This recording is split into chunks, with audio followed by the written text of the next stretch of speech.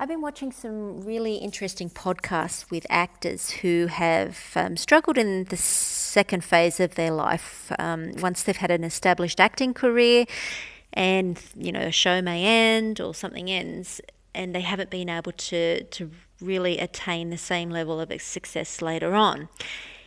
But what I find interesting is I think this happens a lot in life, no matter what industry you're in. It's like when you're younger, you have all these hopes and dreams, but you're very loose. Like, you don't have an identity about yourself constructed. You're sort of open to ideas. So as an actor, when you're young, you can be very free in a role. Like, you're present and you're really accessing something that's raw and innate. Whereas in life, as you get older, it's like you add layers of complexity on it. So, like, you might overthink something, and you might decide you're going to try this approach and that approach so that you become better. So instead of becoming lighter, you become heavier with all these added layers of what you think you should be doing. It's like you've sort of complicated who you are to try and be better. Whereas in your early days, you might have been freer. And with acting in particular, the freer you are, the better that it is. So those complexities don't really benefit anyone. I listened to just this short clip the other day of Russell Crowe, and he was saying that he doesn't follow any particular school of acting. He just goes into a role, and when they say action, he pretends to be that person. When they say cut, he stops being that person. And it was really just as simple as that. And I think everybody can agree that he is a really great actor.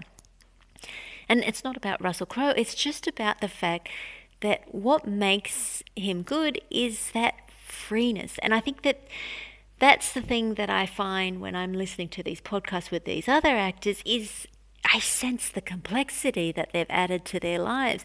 The fear of rejection, all the stuff that surrounds acting has become more central to their lives. The validation of fans, pleasing the fans, avoiding problems in the public.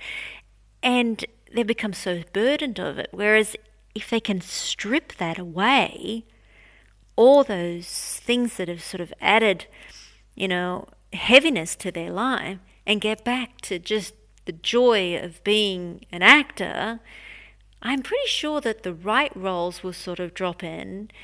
Their performances sort of will become freer again, and that they'll sort of resonate with audiences even more. Forget about appealing to the audience and just be in those moments. And if they're not supposed to be an actor anymore, I'm sure the other paths will open up, whether it's sidestepping in the industry or doing something completely different. So that was a real eye-opener for me, just sort of seeing the contrasts of that. I think that in life, no matter whether you're an actor or not, the freer you are, the less burdened you are about what you think you should be doing and how to improve yourself, is actually better. Like, the whole industry is trying to tell you to do all these things to be the best. Whereas if you strip that away, maybe you're just perfectly the best as you are. And it's by identifying too heavily with this method, that method, or this idea or that idea, or how to be better and how to be, is you're just adding layers of burden to your life that are taking away from your real self, where you actually shine.